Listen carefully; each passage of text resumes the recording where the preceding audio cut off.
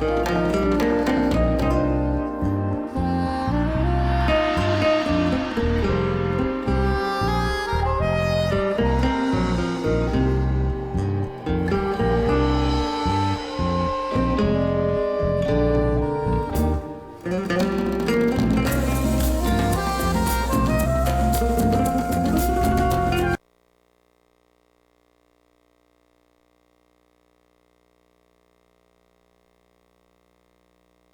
love my bike, and I love my scooter.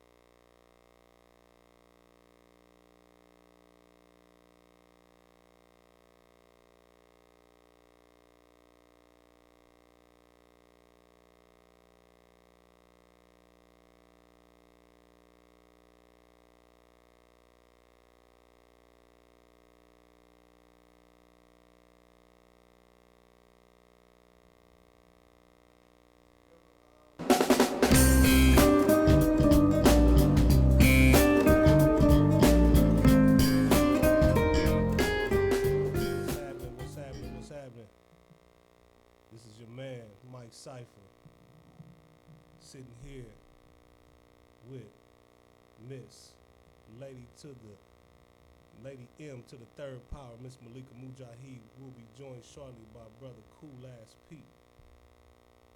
Black Conscious Voices, y'all, atlwebradio, back at you again. We want to welcome all the listeners. We appreciate your listenership. We will be trying to take calls today. We're going to get started. We will be giving out the number so we can receive your calls and your input and your thoughts. We coming again this week with another impromptu show. We was going to do again the show on homelessness, and we will get to that show. But with all the things that's been hitting the airways and hitting our community so powerful in the last, you can't even count the years and the month and the days that this has been going on, but it's so prevalent now that it's not even funny. The killing of these young black men by police, it's getting to a point where we cannot steadily sit back and wonder and wait if somebody else is going to do something about it. We can't sit back and wait and hope that it will stop. And the crazy thing about it is that these are shootings that should be, avoided by all costs. They don't have to happen by no means, and all it takes is a little bit of common sense and a little bit of compassion to recognize what's really going on and to see that these brothers mean well and that there were no intentional threats. We have to stand up. I mean, and I understand rallies and marches and they have their place, but beyond that, you're talking about voting. This is an election year. You talk about voting and putting people in elected offices that's going to make a difference. How many elected officials up to this point has really made any difference in our community and our lives? It's been going on several hundred years, that this corporation has been established. And we've been downtrodden ever since. I mean, we've been trampled on and killed and murdered and maimed and raped and mutilated, ever since. So there's only so much you can do with the march. There's only so much you can do with the vote. How about changing the system? Sister, before we go any further, do you have any input? I mean, because this is really frustrating to me. This is really an emotional topic, an emotional situation, because I got sons. And any of us out there with sons, and the crazy thing about it is that they not only killing black men, they killing the sisters too. They just don't publicize that as much, but they taking these sisters out in at a rapid rate. How do we get past this system? Because it's obviously a systematic hunting. I mean, they're obviously hunting us. Right. I think, like you said, the system has to change. And I guess one of the challenges would be how to go about it. Yeah. On one end, I believe we start, everybody's marching and protesting. We start taking all that energy and putting it into getting people out of office that aren't helping, getting people in office who are sincere. We have a power, they keep saying, when we use our vote. Let's use it. Stop just voting once every 4 years or not caring on certain levels, and just use that power of voting. Okay, and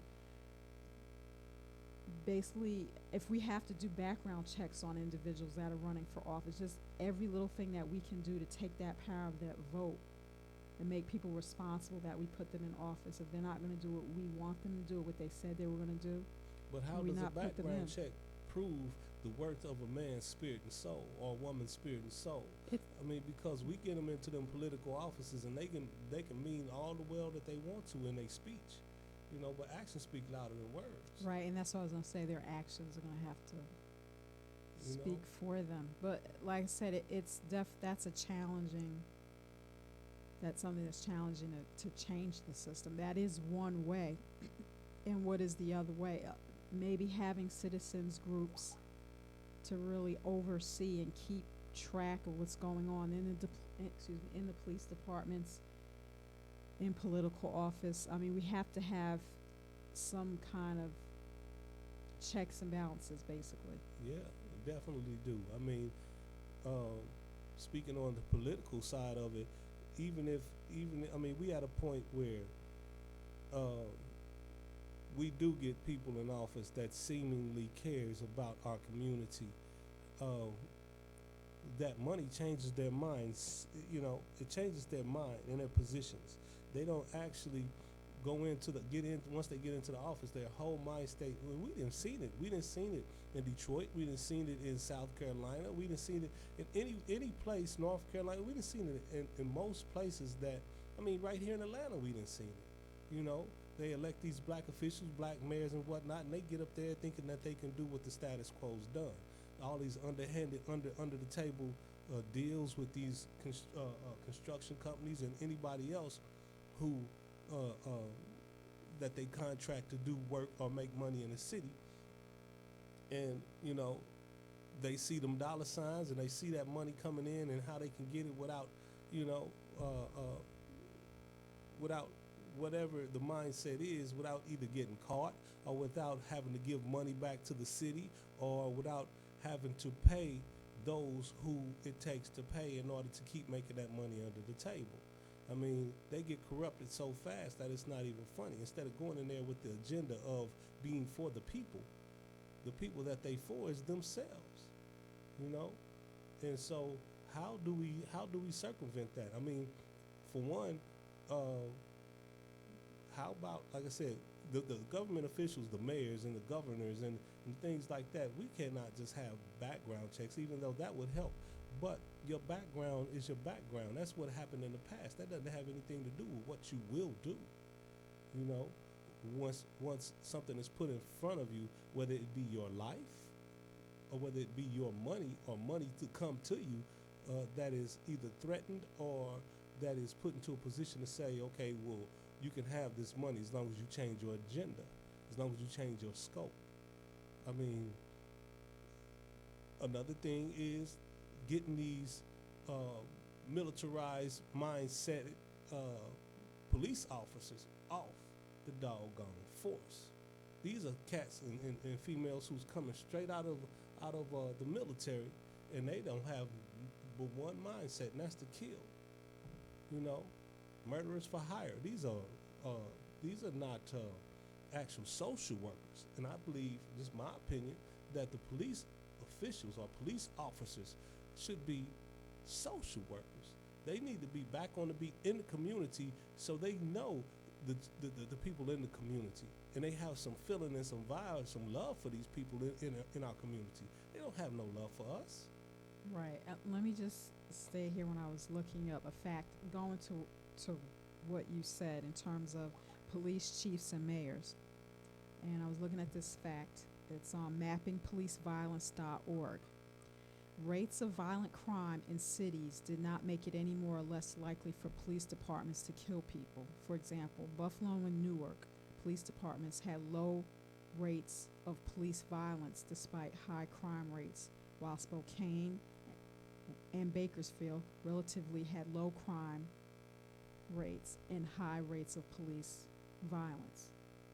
So looking at, due to what, though? but that, to me, what that's saying is, like you said, it's the mentality, because the highest populated cities, Right. Buffalo and Newark, New Jersey, the crime rate was high, but the violence between the police and the minorities wasn't. But then you had the smaller communities like Spokane and Bakersfield. Their crime rates were low, but their rates of police violence were very high. And that's I think due that's to what? I mean, is that due to the fact that the policemen in Newark and Buffalo, they are actually in the communities, or they just don't care, so they don't go into the community? And the ones in, where was it? Spokane and Bakersfield. I mean, is that the mentality of, we have low crime rate and we have mostly white folks and we want to keep it that way, so any of y'all come in, then we're going to put enough fear of death in your heart to make you want to stay away from here? I mean, I understand the statistics. I understand, what that's probably trying to get at, but we still have to deal with the actual persons behind those badges. Well, I mean, and it's twofold to a degree. They have fear of their life. They put their life so-called on the line every day. But I believe, wholeheartedly, what you reap, you shall sow. So they don't go in knowing that they haven't done any wrong and something's coming back at them. I mean, otherwise, what would be the fear of being the police officer when you have all the law, you have all the things, the firepower, the backing, you have all that at your disposal. You have that backing. I mean, what is it? I mean, like you said, it's twofold. We look at the police. The shootings have been prevalent over the past 3 or 4 years. It seems like they're due to social media, more and more have been captured and put out there on the front page. Now, knowing that we all have children, some of us have sons, what do you tell them? Knowing that that's out there, like you said, it being twofold, it's like you have to put your sons in training to protect themselves. And that's crazy. Not from the police and from others, as well as just doing right, not putting themselves in a position. It's a mind state. Right. And I agree. They cannot put them. They have to be taught. They have to be taught. But, they have to be taught without fear. They have to be taught without fear. And another thing is, with this being such a situation in our community, I mean, how do you raise your sons and daughters without fear when there's so much going on to place that fear in them? I mean, they want us to be afraid. Obviously, to me, in my opinion, they want us to have fear of their presence, and they're embarking on this for what agenda? What is the agenda? I mean, this is not something that's coincidence. This is not something that's just happening because we got a bunch of derelict, evil, anal, retentive mindset folks out there. They're out there too, but without somebody giving them the mentality, the ideology, and the cause, saying go forth and do this. I truly believe that this is a mandate. This is a mandate. We want to accept your calls today. We're going to try to get your listeners, the listeners out there, to call in. Please voice your opinion. Please give us some feedback and some input on the show today. The number is 404-552-8168. Again, the number is 404-552-8168. Any concerns, any solutions, anything that you can hit us with to help get us in a better place, because the whole thing of this is we're not trying to make the situation worse, but we're sure trying not to sit back and just accept this as being a part of society. We don't have to. We shouldn't have to. And it's time for us to stand up. It's time for us to make a difference. The society runs because of us, not only because of us as humans, but us because of the money, because of everything else. We are the power, and if we are the power, then we have to voice our opinion. We have to not just voice our opinion, we have to make a difference by our activisms and the things that we do and the changes that we make them make for us. Again, the number is 404-552-8168. Speaking of say, like the situation in Minnesota, the brother that was killed up in there, and I didn't really get to see the whole video, but the part of the video that I seen, they asked the brother to voice his ID, and when he went to bring his ID out, after they told him to show his ID, they told him to be still. Then they told him to show his ID again. After that, when he went to reach for his ID, he already let him know that he was carrying a weapon and that he had a license to carry it. That's when they shot him 4 times. Yes, that's what I was alluding to earlier in terms of social media playing a role in what is being said. Well, I was saying social media definitely plays a role, so it won't be his word and her word or anything. You have some type of evidence to look at, and it can be dissected. The problem with that to an extent is you're only getting a snippet. Right. Is it the whole situation? And that's going to be interpreted. They're going to look at maybe before he was shot, and then maybe after, for them to determine, well, he was a threat to the police. The police felt threatened, and that's not a good thing. So that brings up the question of now. What do? We roll around when we get in our cars and we take off to go to whatever destination we go to. Do we get in the car's camera rolling from the beginning? Is it a situation now that we have to record and videotape our every step?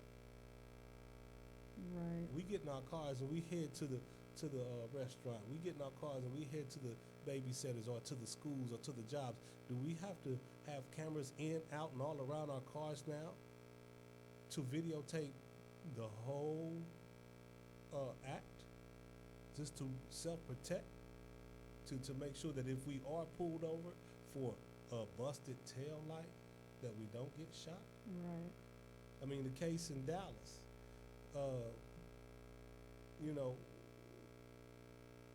where, let me start first with the case in Baton Rouge. That video, the brother was telling him, I have a license to kill. He was a brother who was just selling DVDs and CDs in front of the store. And somebody called in and said that he had a weapon or whatnot. But the owner of the store knew he was there. The owner of the store is friends with this cat. Right. They pull up on him and get to bouncing him around, and he's telling them, I have a weapon, I'm licensed to carry. And why are you doing this? And they bouncing him around and flipping him around and got their knee on his neck and on his chest, and then all of a sudden he got a weapon. Plap, plap, plap. Right, right. I mean, that was totally uncalled for. And then at the end, after they shot the brother, they went into his pocket and pulled the weapon out. Right. After, right. Because After it they wasn't shot him. out already. Because right. it wasn't in his hand. It wasn't in no threatening position whatsoever. Right. I'm just saying, y'all,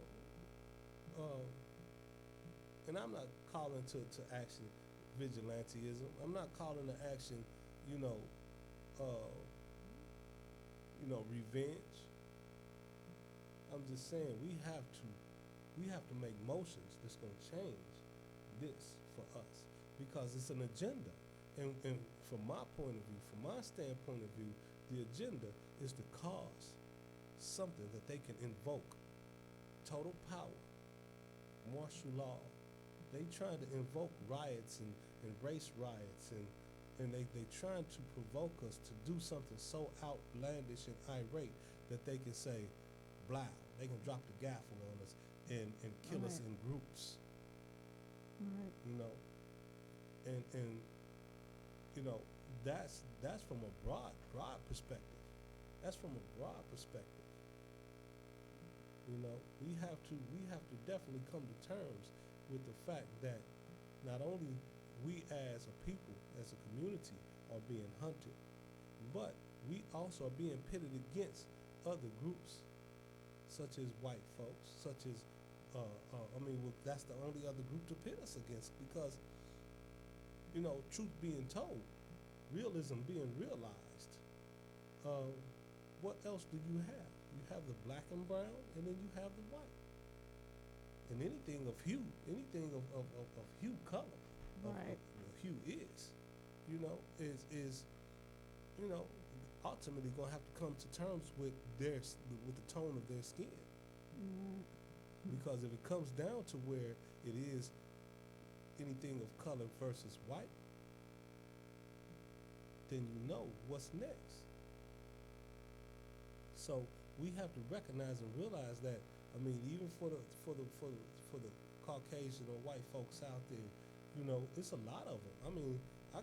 It's a lot of them. And I'm not even going to go as far as saying I have friends. No, I don't have friends. I have people who I deal with, and then I have family. Those who love me enough to deal with me on a real basis, they're not friends. They're family. Right. And they come in all shapes, sizes, and colors. So this is not as far as my opinion or from my behalf. This has nothing to do with me trying to spew any racial overtones or epithets or any prejudices. This is about right and wrong. This is about let's get down to the fact of correcting the state of the mindset of this systematic oppression, murder, and control. Right. I agree. Like I said, it's a mind state that has to change, and has to change on all sides. We have Definitely. to change our mind state. We're so negative at times and not caring. And I think that's a big problem. Not knowing that we're worth more than we feel that we are. We're letting other people determine our worth. So then we come into that mindset of not caring about anything until something like this happens. Yeah. But that's because we let that piece of paper that ain't worth nothing determine our worth and our wealth. We worth more to each other than that piece of paper could ever be. Right. Right. We have more to give and get from one another, and this is everybody, than we have from that piece of paper. And it's ludicrous that we've gotten to a point to where we let those who love to waddle and dwell in that hate and that mind state, because again, in my opinion, in my way of seeing things and my experiences, those who don't have life to look forward to, waddle in death. Think about that. Those who don't have life to look forward to, those who know the realism of science and mathematics and space and time and things of natural existence or original existence, and what what goes around comes around really says it all. And when you don't have life to look forward to, when you know that your existence is futile, then what else do you have to waddle in other than death? And the only thing that makes you feel alive is the ability to kill, because that's what makes your existence vital. Right. You know. So again, y'all, we taking calls 404-552-8168. Please chime in and let us hear from you. Let us know your thoughts.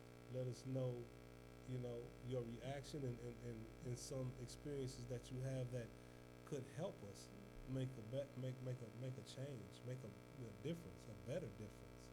We can't afford to keep going through this.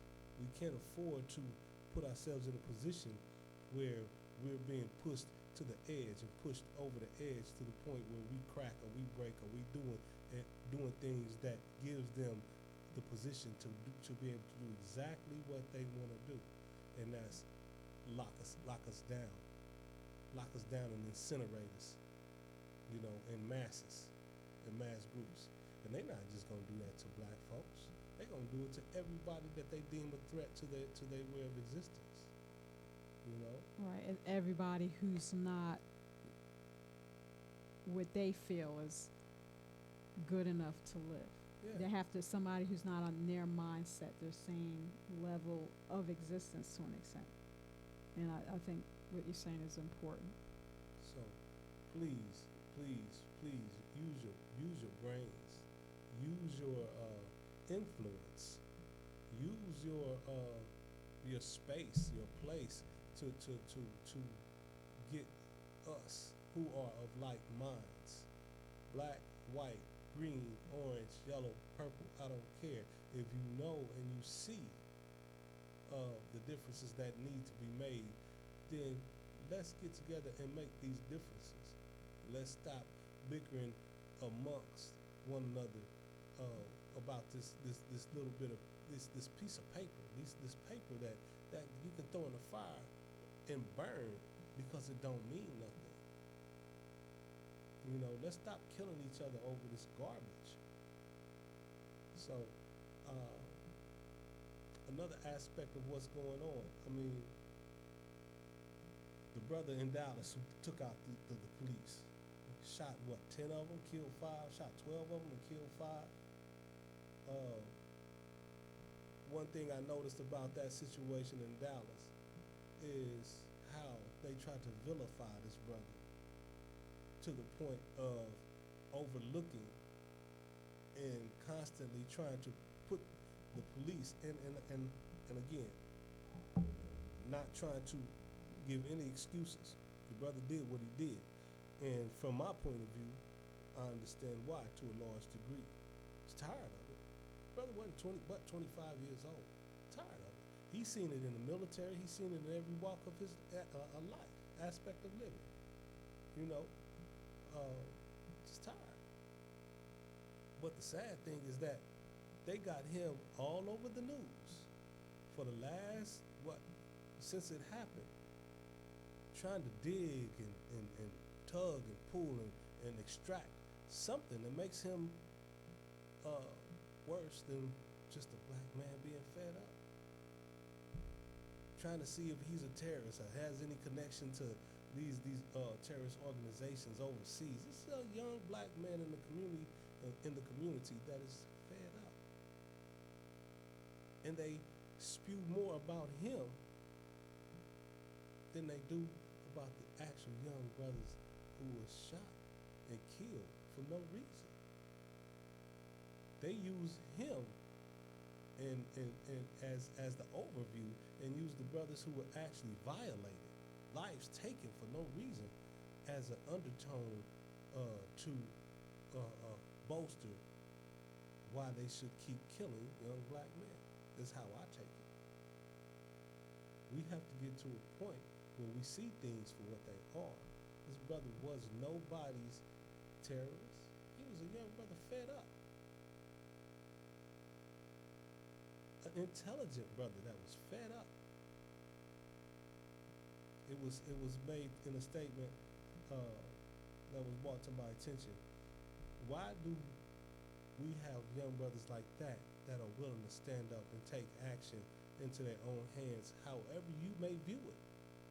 But these brothers on the corner selling this dope to their people, killing their people from within, and spewing this gangster crap. They not taking no stands. They ain't bucking at no cops that's killing us. They shoot at cops that's trying to stop them from spewing the poison to our own community and our own people. But what about the ones who actually killing our people for no reason? They ain't taking no actions and no stands. But yet we lose the ones that actually have meaning behind their actions instead of these no good ones who are out there doing just as much dirt as these cops who's taking us out with no cause, with no reason, with just, being on the hunt because of a mandate. Right. We're going to take a quick break. We're going to come back. We thank y'all for listening. It's ATL Web Radio, Mike Cypher, Lady M to the third power. We will be back shortly. This is ATL Black Conscious Voices.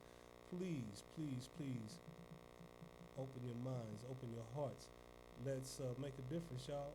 We'll be back in a moment.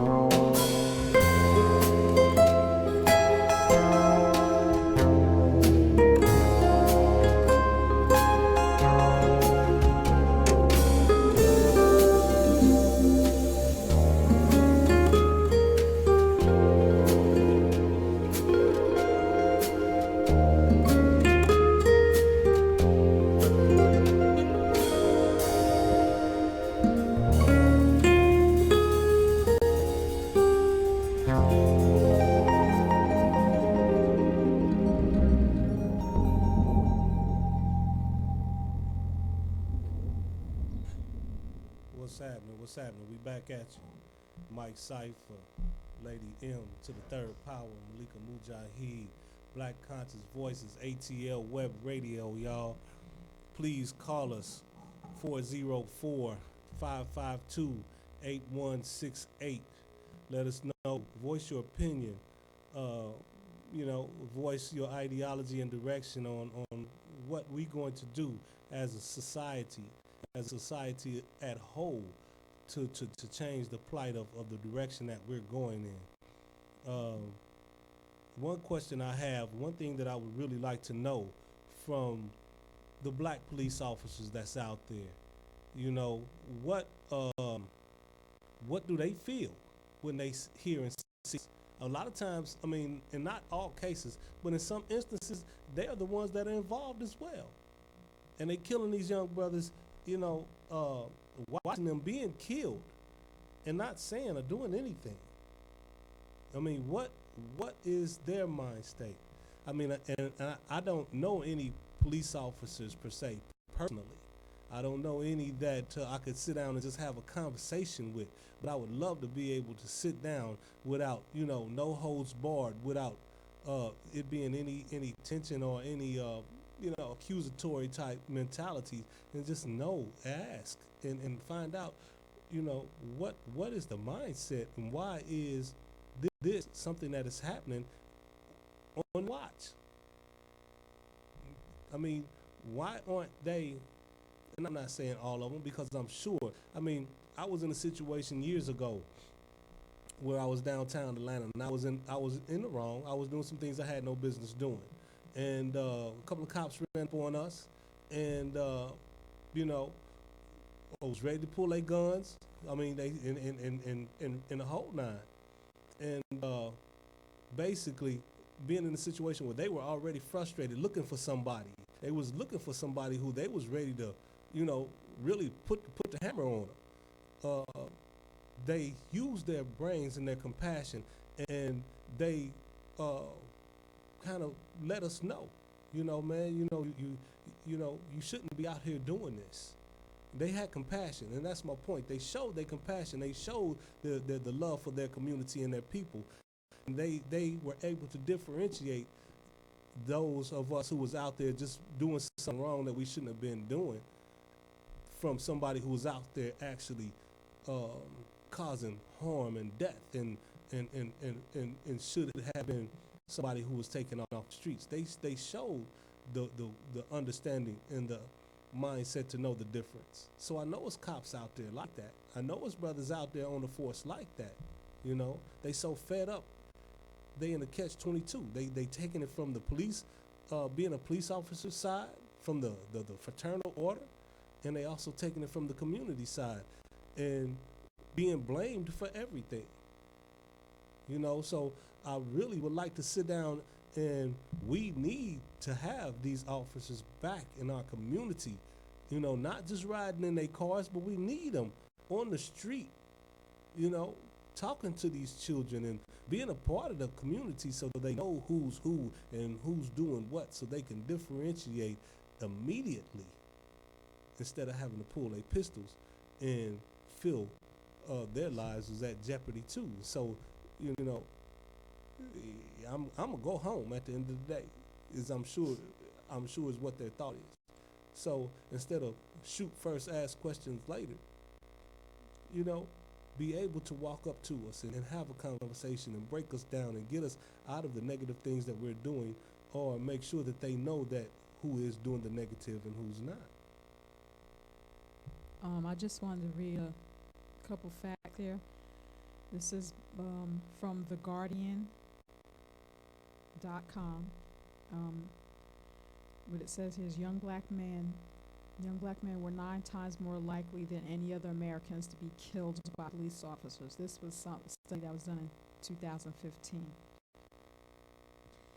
And despite making up only 2% of the total U.S. population, African American males between the ages of 15 and 34 comprised more than 15% of all deaths logged this year by an ongoing investigation into the use of deadly force by police. Excuse me, sister. Can you read that again? Despite the percentage Despite making up only 2% of 2%? the total population, African American males between the ages of 15 and 34 Okay. comprise more than 15% of all deaths logged this year by an ongoing investigation to the use of deadly force by police. Their rate of police-involved deaths was 5 times higher than for white men of the same age. So basically, between the ages of 15 and 34. They taking us out in our prime. Right. They taking us out in our prime. So it comes down to 1 in every 65 deaths of a young African American man in the U.S. is killed by police. That's what they're saying all the math comes up to. This is a shame. And all the brothers and sisters that's on the force now, all the brothers and sisters that's coming through the military, having nowhere to go but straight to the police force now. I mean, and it stands to the light that what's happening to them when they get into the military, or the ones that don't even go to the military that want to grow up and be police officers. What is happening to them that once that they get on the police force, that this is their mentality? I was doing a festival some years ago, and down on Auburn, and had a police officer come up to our booth, and we were just talking, had a good conversation, and no matter how good the conversation was, one thing that stood out to me about the conversation is he told me directly, I don't care who you are, what you look like. If you cause a problem, I'm gonna shoot you, and I'm shooting to kill. I ain't shooting to wound. He said, I'm gonna kill you. I'm gonna take you out, and I don't care. Now, it was more to that than just that statement. But even though some of the conditions for which he spoke of, I could see and I understood, and it was probably warranted to have that mentality. What about the other side of that coin? Why don't you care about the innocence of those who have nothing to do with what you're trying to protect yourself from? You're not supposed, I mean, you want to go home at the end of the day. I get it. But aren't you supposed to be there for the community? Aren't you supposed to be putting your life on the line for the community? So, and I bring that up because they get in there, and that's their creed in the beginning. Right. What changes that mind state? They not getting paid no whole heck of a lot of money to put their lives on the line every day, to retire after 30 years if they last that long, 40 years if they last that long, with chump change and a gold watch, something that they will barely be able to live off of after the age of 65. I mean, just like teachers, are they underpaid? Are they in a point where their concern and their care for the actual community is skewed by the amount of money that they make? It's just a job. So how do we get past this? Can we get to a point where, like I said, in my understanding, and my interaction, very, very limited interaction with the police officers that I've come in contact with, and who was actually open enough to ask these type of answer these type of questions, they should be educated from a social aspect. They should be more social workers than they are, militant-minded officers. Right, and what you had stated earlier, a lot of people in the military coming back from the Middle East, and they have that mindset of war. Yeah. There's no place else for them to go but to the police department. Yeah. Police departments hire them because they don't feel they have to train them as much. These people are already trained. In fact, they're better trained than a lot of the officers. Right. But they train to kill. Right, and that's a different thing. Now, I think to play devil's advocate a little bit. Being a police officer is hard. You do have people that want to Definitely. challenge them with weapons, with knives. I don't understand Definitely. why, if you're surrounded by the police, you have a knife. Put the knife down, because a knife and a gun, There's no way knife you versus can a gun, no way. There are people out there that intend to harm. They get, in terms of they want to hurt other people, and the police come in and interfere with that, and that anger rises even more. So there's confrontation. It takes it to a whole nother level. But there are people out there who do want to harm. foolish or Right, ignorant. right, and that's making everybody look bad, because in reference to the Dallas shooting, like I was telling you before, they seemed so upset that he had no criminal record. Right. They were upset by that Right. because he's black. He should have a record. He should have had some kind of negative, Run-ins. right? But he didn't. He went to school. He was in the He was an military. educated Had a young brother. job, right? So they seemed disappointed, and that threw a wrench into their little system, Right. And it's because ridiculous. it shows some proof that it is the color of somebody's skin. Each situation is going to be different, but like you said, he just got upset. He sacrificed himself and his life because he was tired of what was going on. Time. And then I think a lot of the press now, they're going with, he taunted, he had bigger plans, and my thing is, so what? You're just trying to put that. Not Right. Tamir Rice, who was killed because he had a toy gun. He didn't have any plans or Have anything. no plans. They're trying to find something And to he put was out what? there to justify that. He was He 12 was years 12 old. years old. 12 years old. 12 So years they keep old. putting all of that out there, where he had these bigger plans and he had all these weapons and he could have taken out a whole police force. They're trying to come up with an excuse. Something. Right. And like you said, what he did, what drove him to that point? There's a cause and an An effect for everything. So what caused him to break. just snap like that? Now, the other thing I wanted to bring up is about mental illness. We'll be doing a show in the future on homelessness, and a lot of the people there affected by homelessness have mental issues. And I was looking up some research, and it was saying that a lot of the police officers, they're not trained to deal with that. So a lot of the people that they have to approach is something small or minor, where the person is trying to hurt themselves or somebody else. They have to come up with some kind of quick plan to try to disarm the person. But a lot of times the people haven't taken their medicine, they Right. stopped, and Right. they have to deal with mental illnesses at the same time. Case in point, the young man that was killed down here jumped off the balcony butt naked. How could he have harmed them in any way Right, right. other than a sexual assault? They shot him. They didn't pull They didn't pull tasers out. They didn't approach him with billy clubs. They shot him. Now it says here that in at least 92 cases that led to fatalities this year, police had been alerted over a suicidal person or someone who was harming themselves. In 28 other deadly incidents, relatives or associates later said that the person killed had been suicidal before they died. So there was mental Wow. issues come into play. And then of 29 military veterans who were killed by police in 2015, at least 8 were said to have been suffering from post-traumatic stress disorder following their service. In all, mental health issues were reported in relation to 246 people killed by police in the year 2015. How many of those deaths was the police officer the one with the mental illness? Right. How many of those deaths was due to the police officer having post-traumatic stress disorder?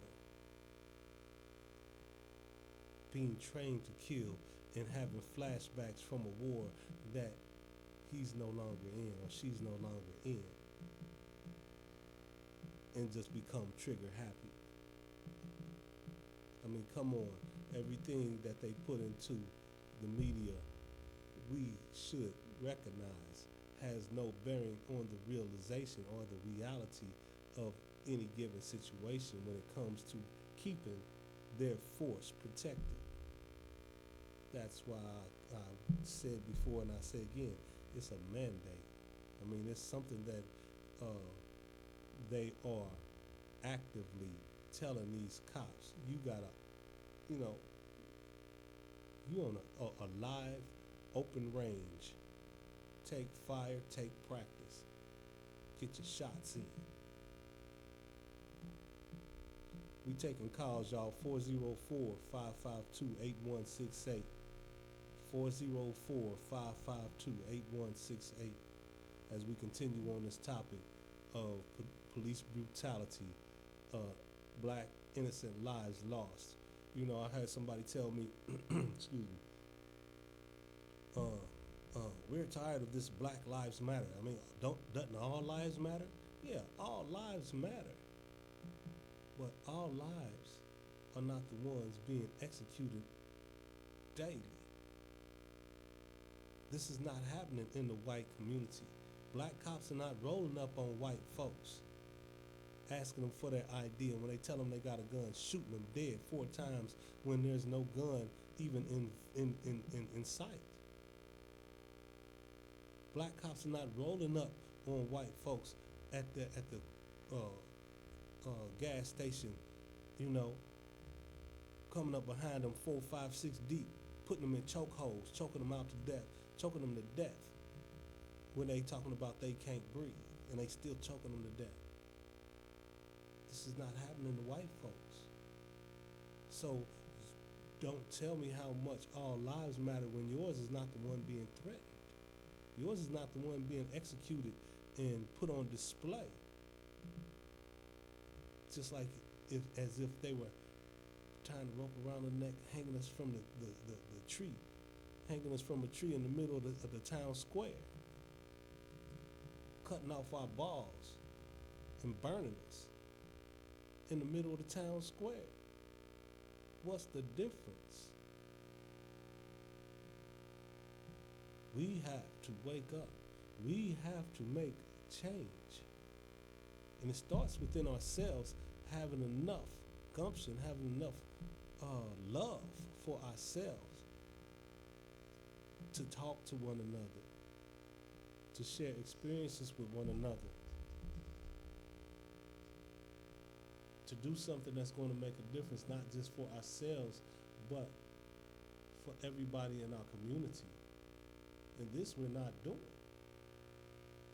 We so focused in on our individualism, like the show last week, independent. We want to be so independent of one another, thinking that we really getting somewhere by being independent. That is crazy. It's crazy. For the sisters out there who's facing this, who's getting thrown in the back of police cars, driven to obscure, abandoned places, being raped and threatened, and even killed.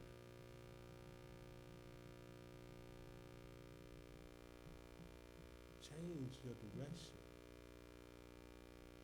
I mean, it's getting back to a time where, just like the Black Panther Party, they used to travel in numbers. We have to start traveling in numbers again. I mean, it's ridiculous to a degree.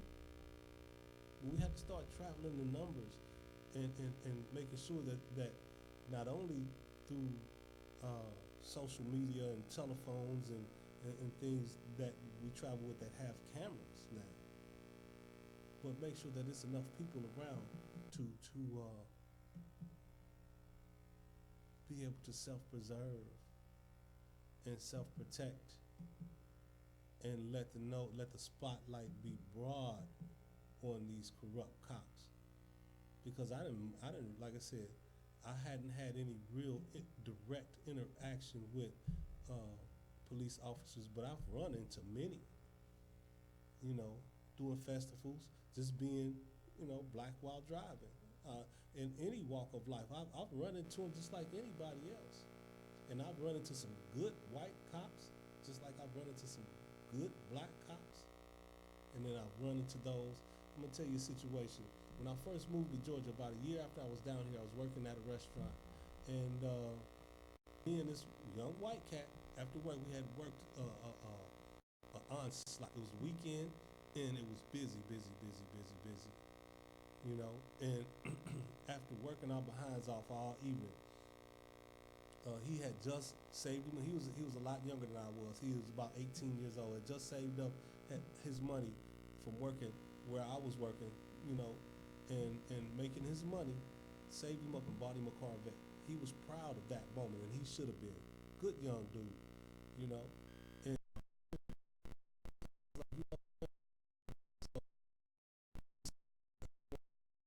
go get a beer, go get us a 6-pack, and we when we got through, we got cleaned up, you know, with everything, and we go out to his car, and you know, he breaks open the beer and pulls in a police officer in the parking lot. We still in the parking lot of the job.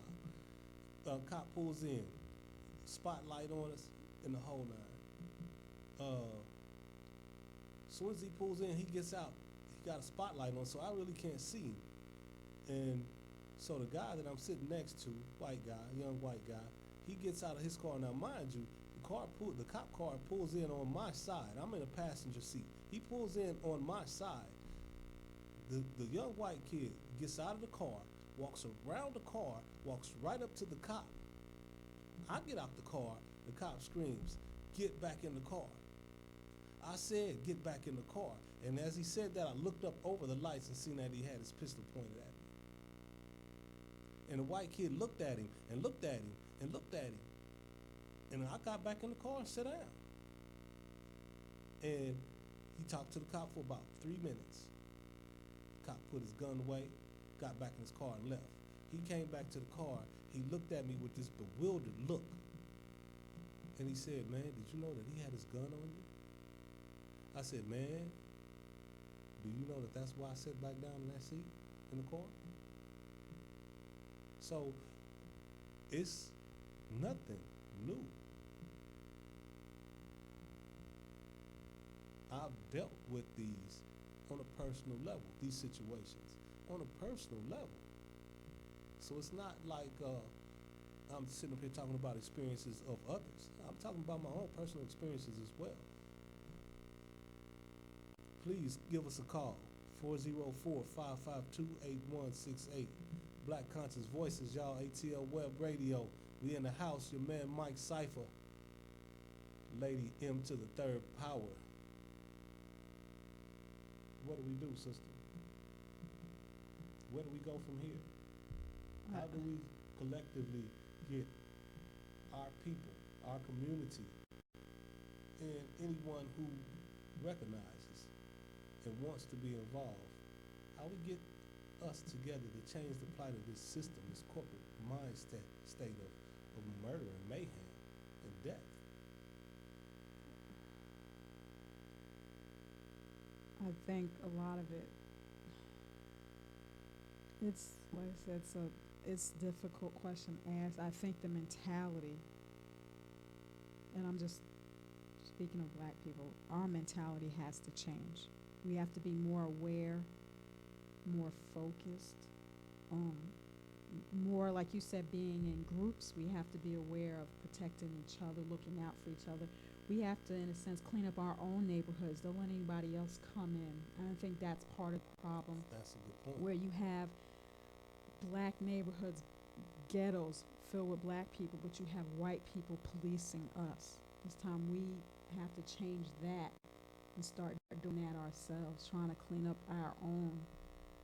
And that's going to be difficult too. So, and I don't, like I said, it's so many things that we could do, and you know, where to start is the answer. How do we go about? Because in doing that, we're going to have to fight ourselves. We're going to have to fight each other. There are people that are not going to agree with and that. They're going to have to be taken out. They're going to have to be dealt with. And, you know, it goes back to black on black crime. How are we going to expect the white police officers to care about us when we don't care about each other? And I think we're going to have to change that. And that's such a big thing to do. It's such a mind state that's been And I don't know if hereditary is the best word, but it's been passed down from generation through generation, going back to slavery. Well, You could that's take the it key back. point right there. It's a mind state. It's not hereditary. It's a systematic indoctrination.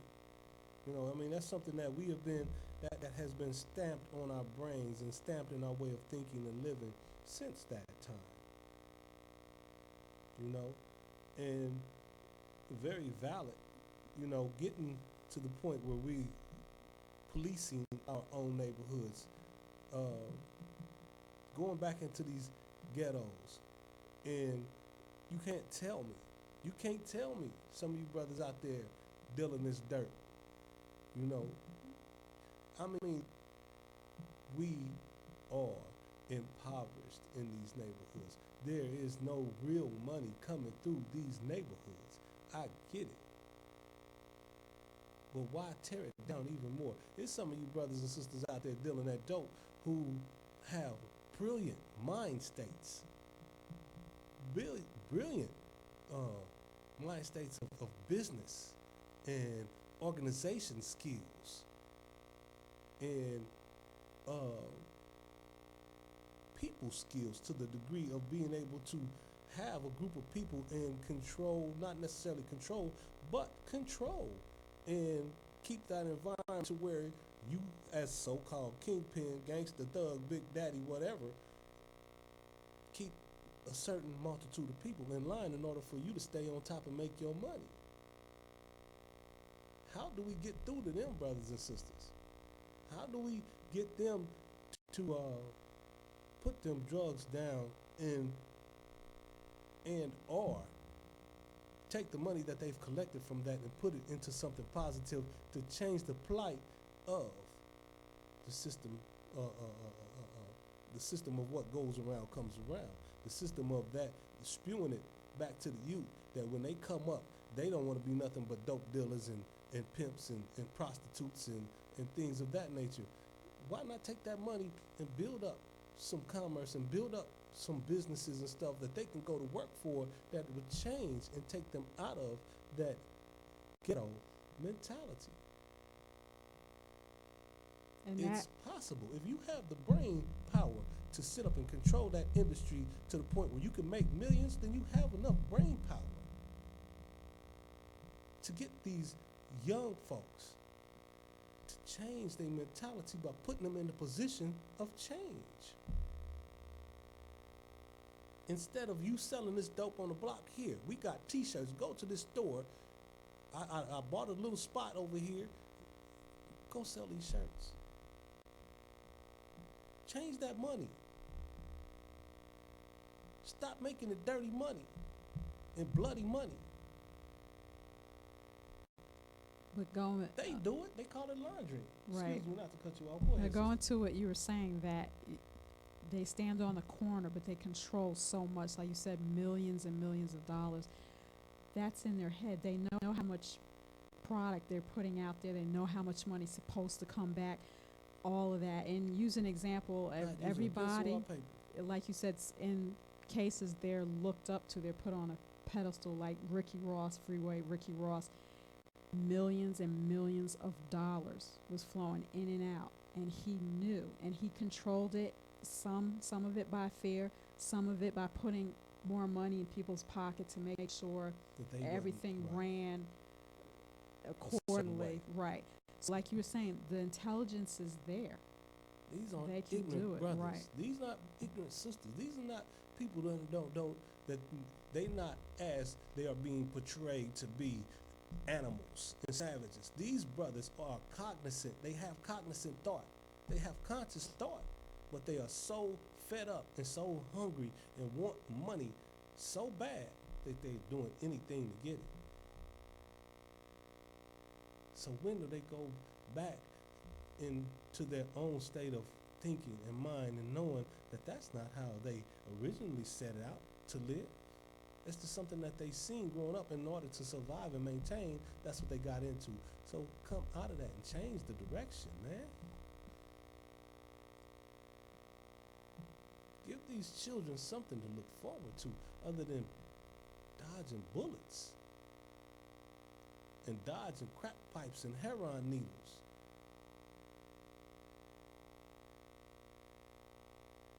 It's within us. It's not like we don't have a choice. We do have a choice. We do have a choice. If you got enough about you to create a gang, you can't tell me you don't have enough about you to create a community of positivity, Black Pantherism, Marcus Garveyism, Noble Drew Ali. It don't have to be under the auspice of any religion. It has to be under the love of humanity and community. Man, y'all got power. We have power. We are power.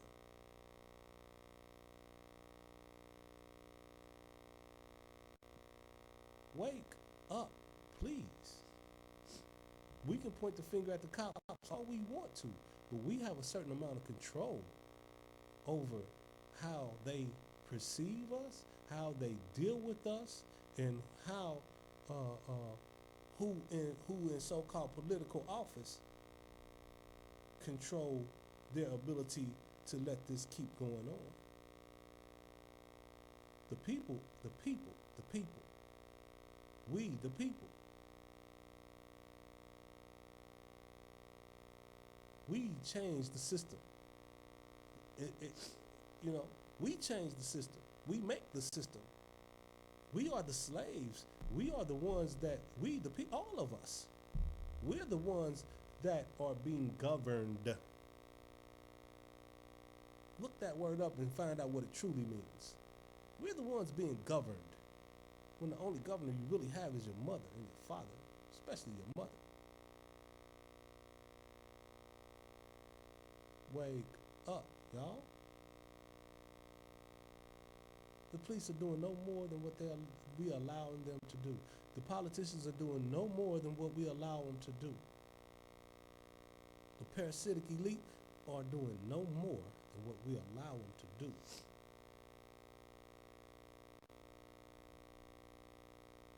(404-552-8168).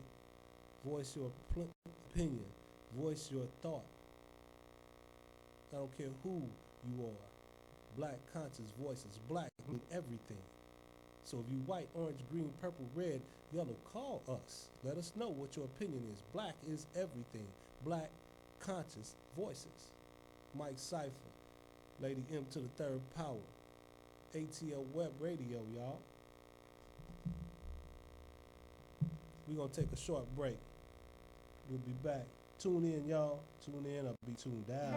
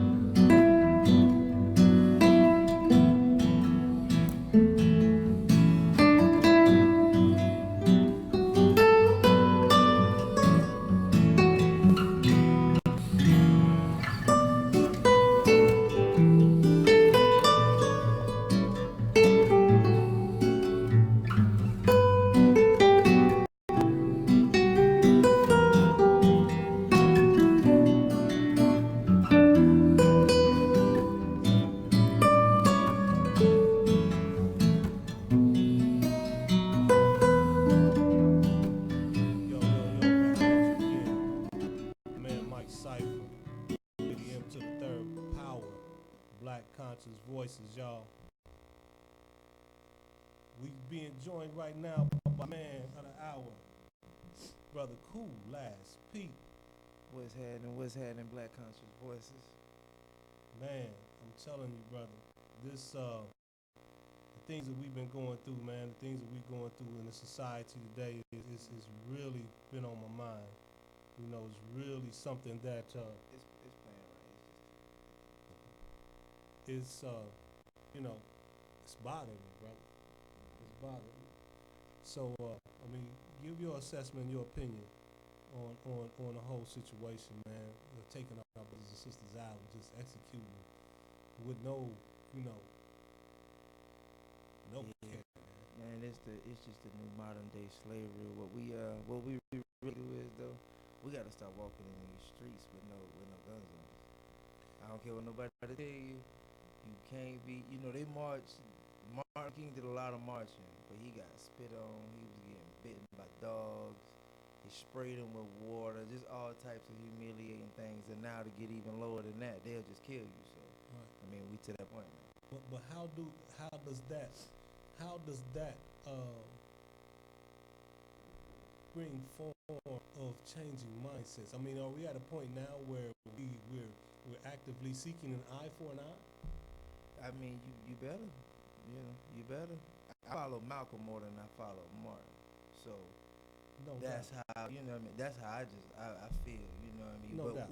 we And have to it's we have to warranted, feel brother. like that. 'Cause we only think about it as an eye for an eye. You know, that's only just seeking and putting things in the light. They actually looking to do horrible things to people. You know, that's the total big difference. I've been hearing a couple comments saying that Black Lives Matter is a hate group. You damn right we're a hate group. We can't stand the way y'all fucking treat us sometimes. So I mean, it just comes out like that. It's I not feel like hateful about people. Right. We just hateful of what y'all doing right We now. hate the treatment. And I So they can dig can it. put up with that. I think and see and brother, I mean I love that you even came in with this because it makes them see the mentality and of the generations. You know, our younger generation. This is a brother who, you know, by all accounts is a very intelligent brother. This brother is of a younger generation. I'm 50. This brother here is almost 20 something years younger than me. Yeah. But we need this input. We need to have these conversations.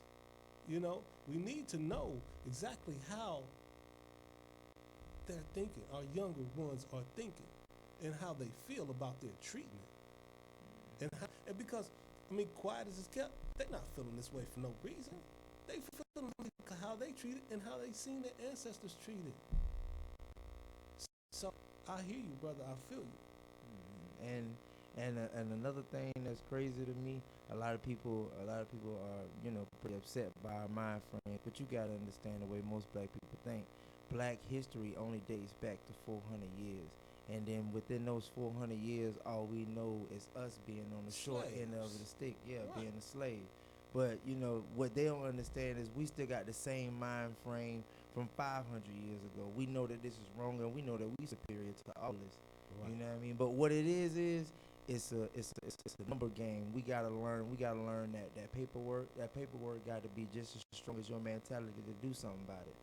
You feel what I'm saying? No doubt. Like the guy who got locked up for assassinating Martin Luther King didn't even do it. He was just proud to die for it. Right. So we need to be in that same mindset. Right. But we need to be smarter than him. He just wanna go down in history. No, we trying to rewrite it. Right. You know what I mean? Put it back to where it really originally was. And a lot of that for me, and I'm gonna let the sister chime in. A lot of that for me is inevitable. Yeah. There's nothing new under the sun. What goes around comes around. And with that being said, if 350 million years ago they found bones of a sister dating back 350 million years ago, smack dab in Africa, how many white folks can date their history or their lineage or life back more than 6,000 years? There's not one. So why do you think they're in such a uproar about the plight of life or the plight of death as they systematically adhere to time. And what's once been is coming back around to get them. Well, this is the only way to prevent that. They must take the whole world, get them all under one government, control them all, so that it'll never happen. Most people don't understand that the Moors, the Aboriginal black folks ran Spain, but they didn't come in Spain and kill anybody. They just preached knowledge and then teach them a new way of life. That's how the Moors in the ruling Spain. When the Roman Catholic Church took back over, they was actually coming in and killing folks. This is a treatment that they've been using, but in order for it to work and never have to worry about it unraveling itself, they must take the entire world over. That's why the United States, they can set up in any other country, but there's no other country on this there's no other country in this world that can come set up a base in the United States. And the thing of that, brother, is it is power. But again, from a holistic mentality or a holistic point of view, with all that was definitely reality. It was a place from which they came that started that mentality within them to want to be killers and conquerors. And so having to do or get to a point where we recognize ourselves, that came from within us. That's who they are. They are children. They came from within us as the Moor, the black, or the original being. They came from within us. So it has to be something to the degree of us looking at ourselves and seeing what was in us in order to circumvent or get past that depth of nastiness within ourselves that we may once get back to where we came from. So it's all of that. We want to get out there and we want to seek revenge and we want to, man, we are sick and tired of being sick and tired of this treatment. But, the war is now mental. Who got incendiary bombs in our community? Who got nuclear bombs in our community? Because, and really, that's why the mandate of doing what they're doing is in line, because they know that they have the power of death. They want it to invoke us into a situation of putting us in a situation where they can just drop that bomb and then take our place, because that's what they want to do. That's what they've been doing. Nothing they do has any indication of originality. Everything they do, they've gotten from the hue man. The tanning, the music, the hairdos, list goes on and on. Everything they do. So they telling you and they showing you they want to take your place. But why do we put them in a situation where they can't? The sister has some information, and this is pertinent too, because like we were speaking before, it's become a militarized zone. America's police are military trained. There are folks coming back from these wars and side wars and these overthrow of governments and things of that nature. Iraq, Iran, Afghanistan, any of the wars named within the last 20, 30 years is due to upheaval of government and the controlling of financings worldwide. All of them governments were independent of the world banking system at one point. All of them. Look what happened to Iran. Look what happened to Iraq. Look what's going on now, and you can say what you want to. Why is Barack Obama in Cuba opening up borders to Cuba? Cuba is still one independent nation of the world banking system. Do you think not that the door is open now for Cuba to be invaded, to force them into this world banking system as Iraq, Korea, I think, is still one of the countries that's independent of the world banking system. So most in a great majority of the police force, they come in of these wars with no one to fight and kill, other than who's right here in front of them, and that's us, sister. That's definitely a good segue into what I wanted to bring up. There is a book. It's called The Rise of the Warrior Cop, and it's by an investigative reporter. His name is Radley Balco. And what he has done is gone across the country and interviewed police chiefs, police officers all across the country to try to get a broad perspective of military veterans being on the police force. And he's found out a lot of things that are interesting and some things that I thought were interesting too. But I'm going to read a little bit about the content of what the book is about. The last days of colonialism taught America's revolutionaries that soldiers in the streets bring conflict and tyranny. And that's a very interesting sentence right there. As a result, our country has generally worked to keep the military out of law enforcement. But over the last several decades, America's cops have increasingly come to resemble ground troops. The consequences have been dire. The home is no longer a place of sanctuary. The Fourth Amendment has been gutted, and the police today have been conditioned to see the citizens they serve as an other, as an enemy. And I think right there that paragraph says it all. Today's armored up policemen are a far cry from the constables of early America. The unrest of the 1960s brought about the invention of the SWAT unit, which in turn led to the debut of military tactics in the ranks of police officers. Nixon's war on drugs, Reagan's war on poverty, Clinton's COPS program, the post-9/11 security state under Bush and Obama by degrees. Each of these innovations expanded and empowered police forces, always at the expense of civil liberties. And these are just four among the slew of reckless programs.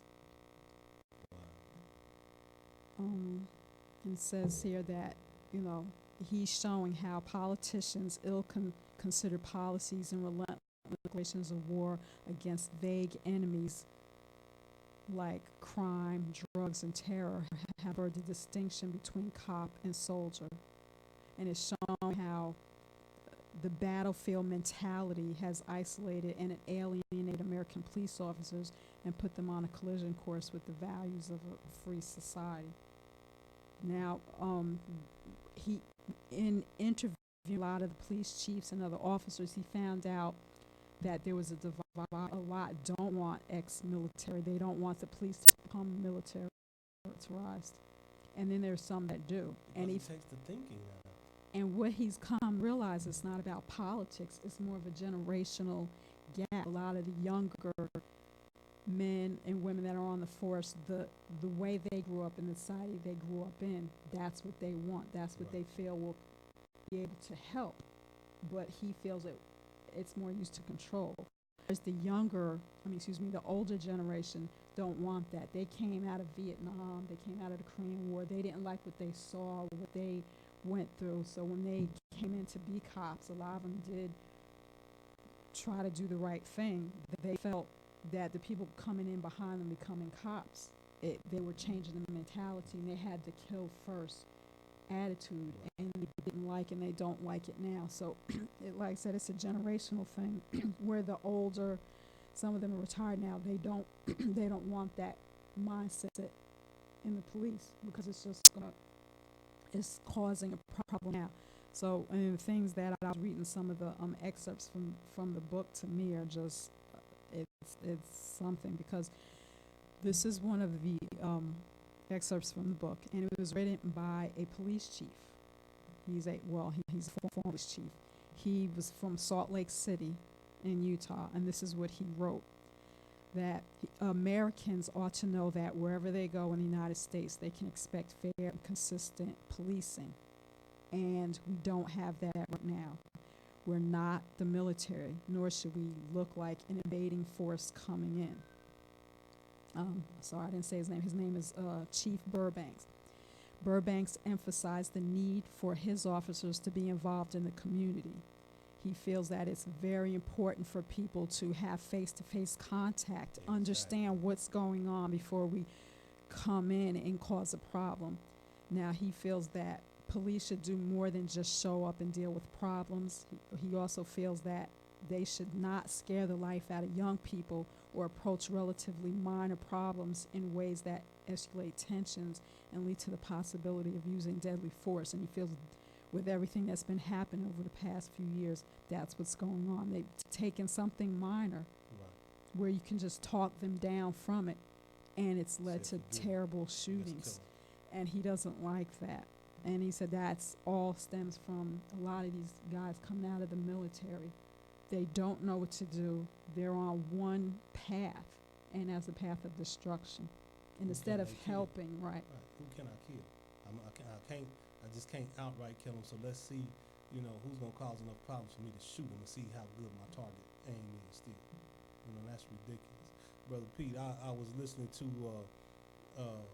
some of the responses, and thank you, sister. That's very pertinent information. I was listening to the response of the president, Barack Obama, and it kind of bewildered me because one of the first things he said was any action towards the police is, to paraphrase, is intolerable.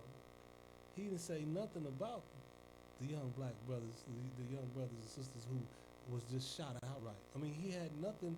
There was nothing in that statement to show any empathy or sympathy or love or caring about the loss of the brothers who was just shot for no reason.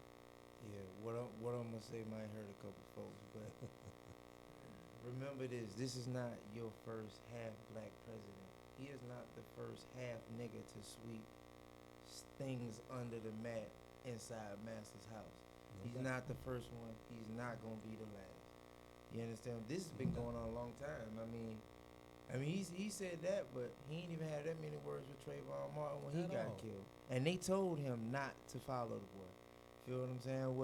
What he don't really care about is the mentality of the people that you take from the military. The military is already willing to kill and be killed on sight.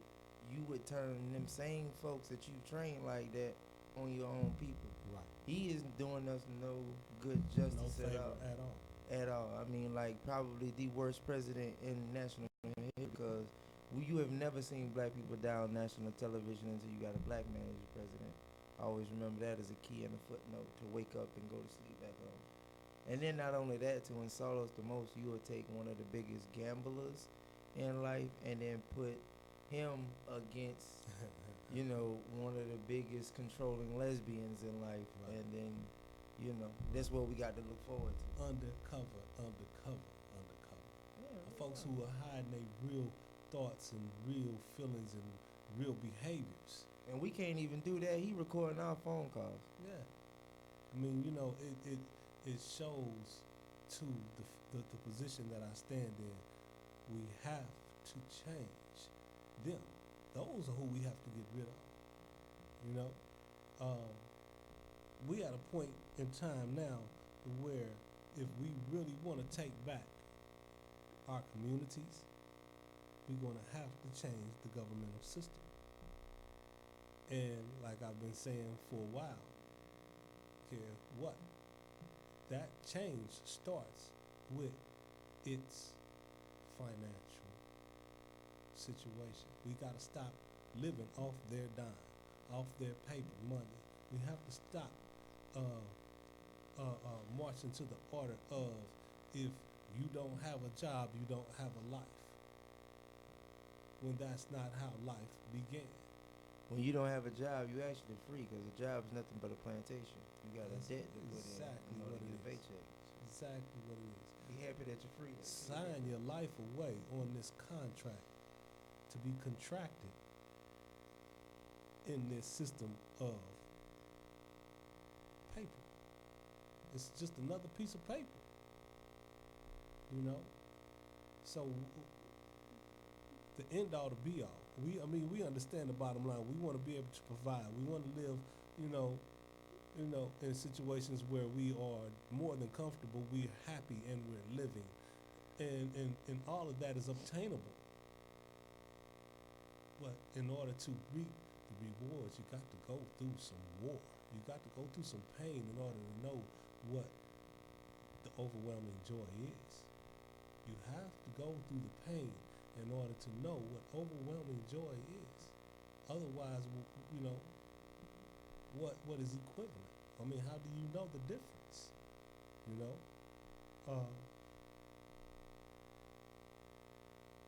Open dialogue. I mean, like I said, for me, we have to get to a point where, like I said, I know for a fact that there are brothers and sisters on the police force that actually care. They just so caught up in their position that they really scared to say something, or scared to do something, or have no ground to stand on. Because if they speak up, then they taken out of the same position that they fought to put themselves in to be that one different cop that ain't out there trying to kill. I don't think that's true. And that's due to experiences, brother. As long as you taking an oath to walk in that locker room and put that same shitty ass outfit on to stop up somebody for the same shitty ass reasons like broken tail lights, and this could possibly happen. What people don't understand is cops don't put their life on the risk. They fuck with people. The ones who got shot at probably was messing with somebody. You know what I mean? Had they just been in a squad car riding around, really looking for crime. Right. You know what I mean? It's a house being there. broken into every 60 seconds, but you never see anybody getting locked up or getting caught a couple blocks away from the scene. That happens once or twice. Somebody has to be at the spot where it was gotten robbed for that equation to even happen. Right. So to me, a lot of people say it's good cops and it's bad cops. Any cop that pulls on his emergency flashlights for a tail light or something of that nature, those are only supposed to come on for emergency purposes only. There's nothing emergency about changing lanes without a blinker. There is nothing about that's an actual felony. A lot of people just don't know how to get up and call it. You can get a lot of cases thrown out like that. Right. But as long as you put on the same outfit as this asshole, I think you're gonna do the same thing. But let me say something, because going through this book, I've found some interesting things. There's a particular cop. He didn't want to leave his name. Well, he's an ex-cop. He was a cop in Southern California from 1976 to 1990. He went from a patrol officer to a captain. And one of the things that he doesn't like, the mindset of whatever it takes to go home. He says that he's appalled by it. The number of cops that were killed in the 70s was as high, if not higher, on a per capita basis. So he's saying the numbers are relatively the same from when he was a cop. Now he's a white cop. His mentality and the people that he worked with at the time during the 70s, when he's saying a lot was going on then too. You were not allowed to shoot anybody unless you absolutely felt it was necessary. And there were times he felt somebody could have been shot, but they were injured. You were not allowed to arrest somebody unless you had a good legal reason to arrest somebody. It had to be good legal cause. And the no-knock warrants, he's not for that at all. He's just saying it just causes too much death for innocent people. Babies in cribs getting shot. And he was just... Hold on one second. It's funny that you say that, because what nobody paid attention to, Orlando, when the guy supposedly shot at the club, nobody died until the police got there and came in. Nobody died until the police got there and came in. Right. That's funny that she says that. Right. You understand what I'm saying? Right. So there's no real hard evidence to prove that he was the only one killing folks down. Exactly. He didn't even kill nobody till they showed up, so he might not have killed anybody at all. He also states that he doesn't like weapons that discharge hundreds of bullets in a situation. You know, he feels he's just too old school. He just rather you have he carried the gun where you had to actually, it says here, where you actually had to reload, take time to cover and reload. He doesn't like where you pull a trigger and hundreds just come out, because there's just too much. It's just too much that can go on there. He doesn't like where you can have that many rounds in a Beretta and the Glock these days. He said that's just ridiculous because he feels that again should be used in war and should be used by the military. He just doesn't like the fact that when you call somebody, the first thing the cops do these days is put their hands on their firearms. He had pepper spray. He had a lot of other things. The gun was the last resort. And that's how it should be, you know. Like I said, a lot of it on each side, well, not each side, a lot of it on our side, the community that's being slaughtered, is due to experience. Due to experience. Just like you stated, you don't think that there's no good cops. You know, I was in the frame of that mind of that for a while. To a degree, still am. But my experience, as far as interacting with some of the cops that I have interacted with, has proven to me that it may not be but one. But that one does exist.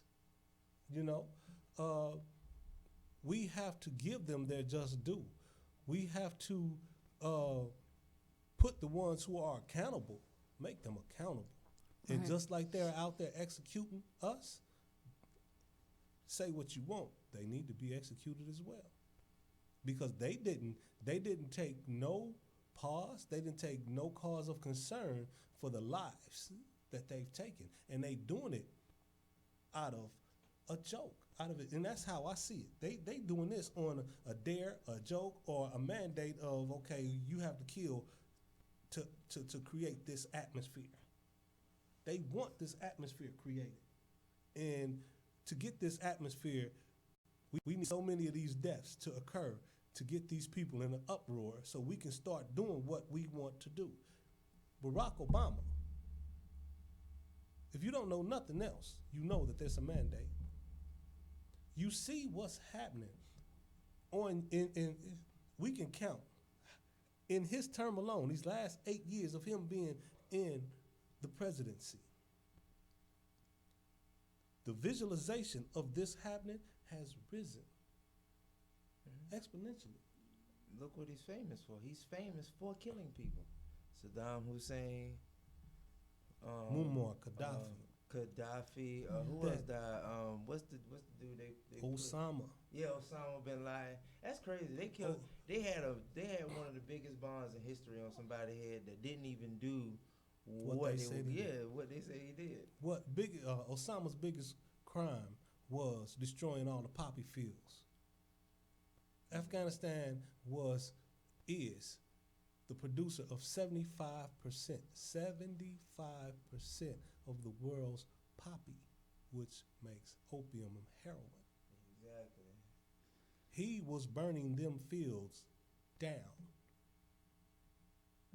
75%? 75%, brother. That's a lot of heroin. That's a lot of heroin. That's a lot of heroin. And where do you think most of that was going? To the United, all of it's going to the United States. Okay? So, you know, you have to do your diligence. You have to do your research. You have to really, check it from the other point of view. You have to see it coming from the other point of view to know what the actual facts are. We're not sitting up here just spewing personal opinion. Some of it is. But a lot of what we speak about, we've researched, we studied, we done our diligence so we don't look like idiots up here speaking what we're speaking. We don't know everything. And I'm sure that just like there's some research to speak to the behalf on things that we speak about, there's research that contradicts it. But it's also about using common sense. It's also about looking at things from an omnipotent point of view and being able to add two and two. Mm-hmm. You know, we have to come to some point to where what we see on the media has very, very, very little bearing on our approach to situations that mean so much, especially when it comes to those who are being slaughtered with no remorse. None whatsoever. With no And then after that, you know, they always, you know, free donuts for everybody. You can get paid administratively. They make a joke out of this shit. Real talk. They really do. They make a joke out of this. They really do. You know, they also had on the news on social media the other day. They had 10 cops killed, but only 4 died. Did y'all ever see that post? 5. They said 11. They said 11 to 12 officers got killed, but only 4 died. Like, what sense did that make? You know, this is what they're saying on the news. These are the words that's coming up on our news station. 12 officers are killed, but only 4 of them are dead. What that mean? I don't know who learned them how to spoke. I was confused with that boy. You know what I mean? I was confused with that boy. I didn't understand it. But it's a joke to them. It's a joke. I always remember that. This is a joke to them. This is a plot and a plan and the whole scheme of things. And the whole scheme of the things anyway. You know, Barack Obama, he didn't already turn it into North Korea. They just haven't implemented it. But this is what they need. They need cops killing people, people killing cops. This is just another part of martial law, gun control. And that's my point. Real talk. When martial law happens, nobody go buy chicken wings, nobody go buy food. Somebody done already bought it. Go take it. You know? And maybe, just maybe our black folks will stop being scared and wake up tomorrow and we be the cops. That's what we need to do. We need to be our cops. We need to take back our communities. Yeah. Neighborhood watch, everybody should be scrapped. That's our own police force right there, the neighborhood watch. We need to get back to that mentality. Travel in numbers. I call the folks who killing us in numbers anyway.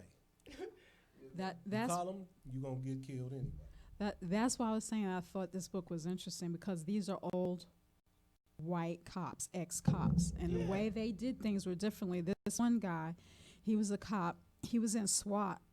He was forced off the force, he said. He was kicked off because he felt that the department at the time, 70s, in Riverside, California, was becoming too military. And he felt cops should get out of their car, knock on a door, shake somebody's hand, get to know that family, get to know everybody. He felt it should be more of a human approach. And he got kicked off. But at the time that he was on, his job at the time was, there was an Air Force base being closed down. And he was responsible for all the equipment in there, to divvy the equipment up amongst the different police departments in Riverside. And he just said he had so many requests for bulletproof vests and stuff, these high-powered weapons, that he stressed nobody was trained on a police force to use those high-powered weapons, just the military at the time. And he just couldn't, he said his mind was boggled that the normal beat cop would want something and you pull the trigger and 20 rounds would come out. What are you doing? That was his thought. What are you doing? And the more that he spoke up about it, the more they got angry at him. His first chief made him go to one of the worst areas in Riverside. A lot of gangs started to pop up. Made him get out of the car, walk down east side of the street. And he said he was scared because he didn't know what to expect. But he walked down, and a lot of the guys were saying, hey, what's up, good morning. He was a little taken back because that's not what he expected. He crossed the street, walked down the other end, and people started coming to him and talking to him. Some of them, he said, had knives on them. That's what he was saying. But he liked the fact that they came up to him. They didn't feel threatened. And then he realized he shouldn't feel threatened. When he got back to the car, the police chief at the time asked him to recount everything that the different people spoke to him about. He said they spoke about some lost their jobs, some started new jobs, some got out of school, and he was showing him the compassionate side. He wanted him to see that. Just savages and animals, they're human. And he said there was a similarity between these people and when you go home and what you talk to your wife and your kids about. So he said that's what he learned, and that the beat that he walked was one of the worst, but he never had any issues. And if something happened, if any robberies or any petty crime happened, he was the first to hear about it. You know, don't tell me. He said, don't let anybody know that I told you, but, you know, JJ down the street was the one that robbed that old lady, you know, that kind of thing. So he said, he never had any issues about it.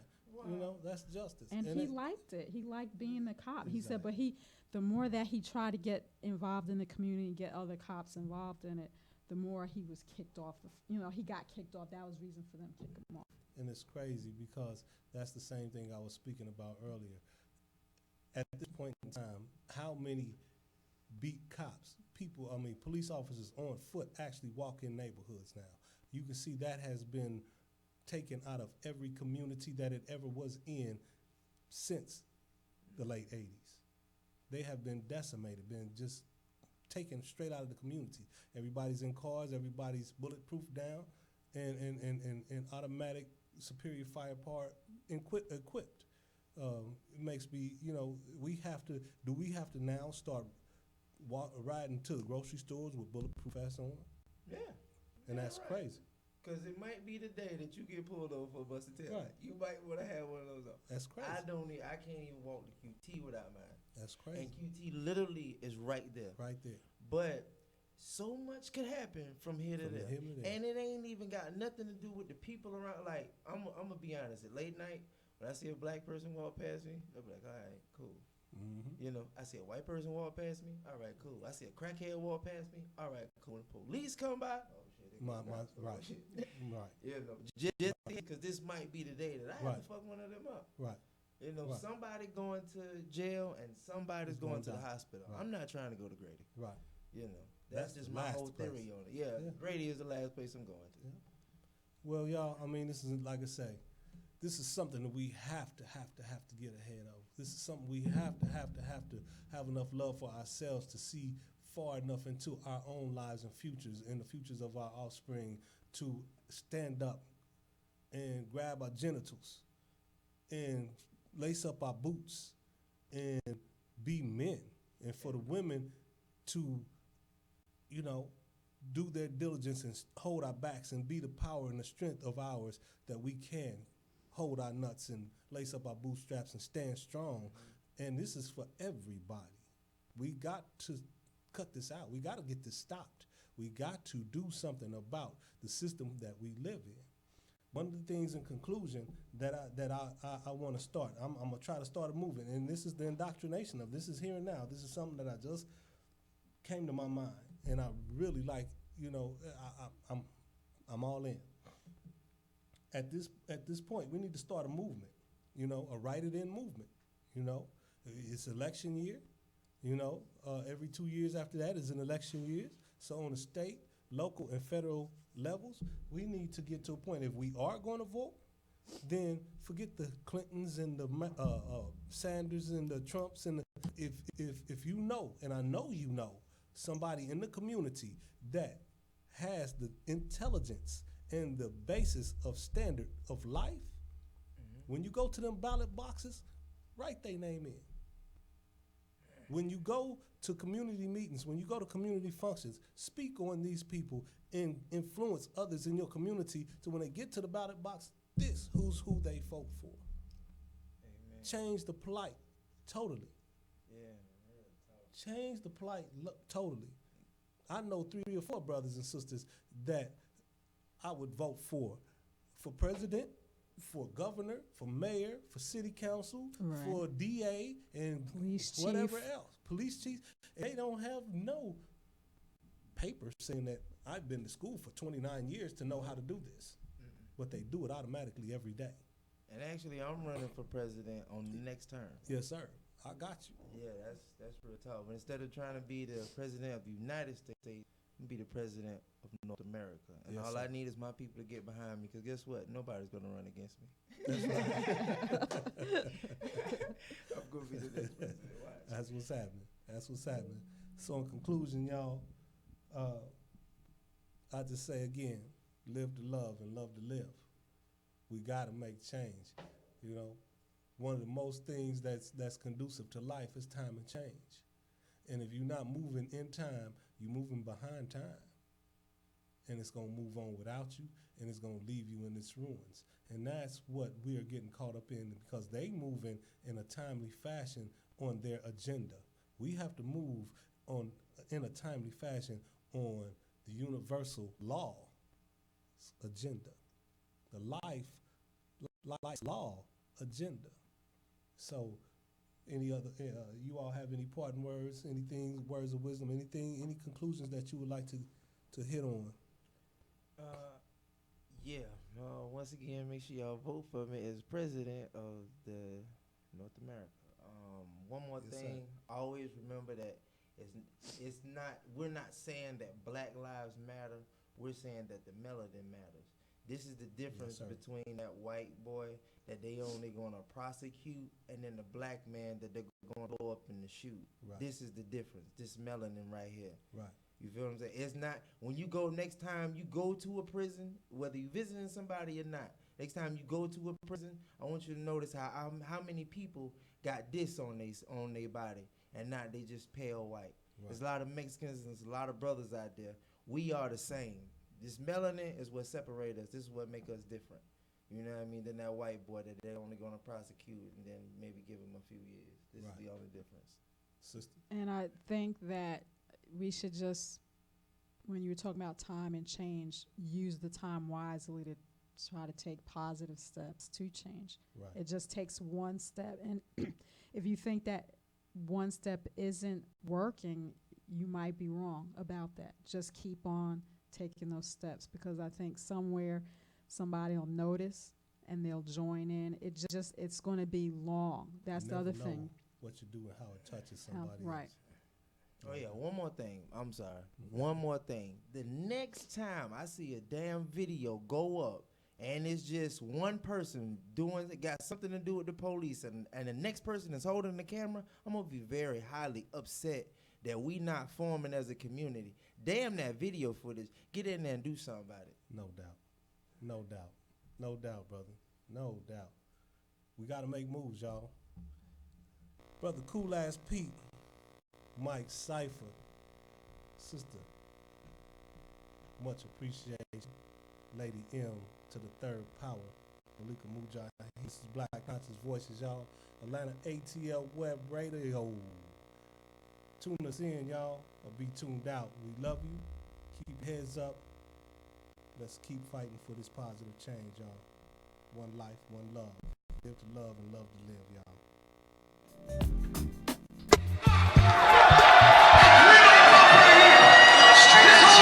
Real shit. Because the day our soul coming, finesse, eclipse, fat beats, the whole shit. Rest in peace to Tahir. You here. Your energy is going through what? You know what I mean? Big up to the world famous M.O.P. Yeah. Make some noise for M.O.P. Yeah. It's my motherfucking dogs right there, boy. We need real niggas to bring it back. I am not now what I was yesterday, and I am not now what I shall be tomorrow. People. I mean, this shit is way out of control. So you do yourself an injustice to judge me by your...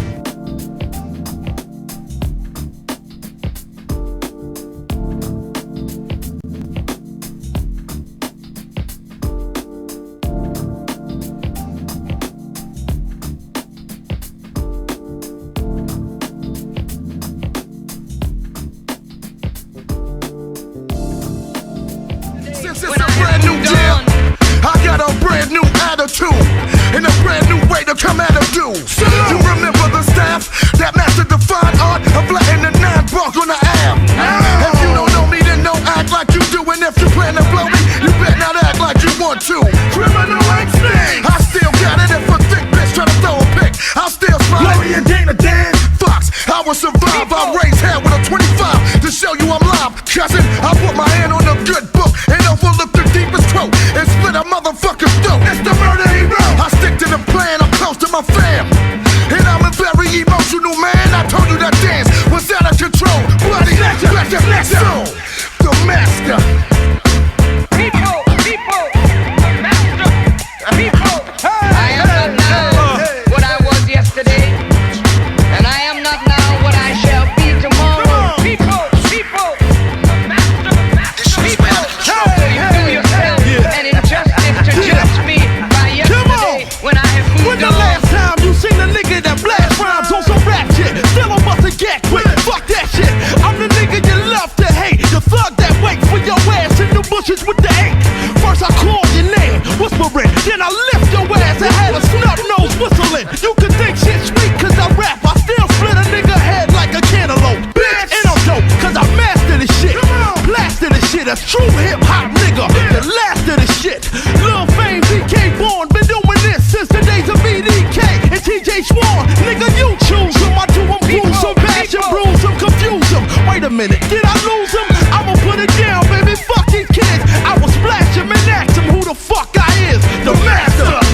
People, the master, people. I am not now what I was yesterday, and I am not now what I shall be tomorrow. People, That's right. I mean, this shit is out of control. So you do yourself an injustice to judge me by yesterday when I have moved on. My heart is colder than icicles in Poland. Niggas hate to see when Bumpy get mad. What I be holding, try to shit on me, I won't hesitate. Blow out your colon. Never registered a gun that I had. I like them hot and stolen. And I don't leave no spares like I was bowling. Strike a nigga chest right in the pocket like Ryan Nolan. And I run you down, stomp your ass and leave you swollen. Pick up your cash, take all your burners and keep it rolling. Triple X-rays, Bumpy, I be John Blaze. That vintage shit that I been spitting from back in the days. Smashing MCs, counting the ways. You want it? Blowing rappers up in bunches like rap bouquets. I'm such a real nigga, I'll take it to Blaze and tell them make it 51 greatest niggas of all time, or I shoot up the page. I'm still the nicest nigga, fuck my age. Hand to hand, I whip your motherfucking ass live on stage. I never claim to be something I'm not. I'm a thug and I die with it, like it or not. All the real niggas ride with me, feel my rhyme. Now who ball head rules in 99? Who keep the real shit banging in ya? The master. Who take a block and start swinging with ya? The master. Who still Mike ready, send it to ya? The master. Knuckle game tight, black and blue ya? The master. We need real niggas to bring it back. People, the master. This is what it comes down to, huh? I am not now what I was yesterday, and I am not now what I shall be tomorrow. People, I mean, this shit is way out of control. so you do yourself an injustice to judge me by yesterday when I have moved on. We need real niggas to bring it back. People, the master. This is what it comes down to, huh? I am not now what I was yesterday, and I am not now what I shall be tomorrow. I mean, this shit is way out of control. So you do yourself an injustice to judge me by yesterday when I have moved on. We need real niggas to bring it back.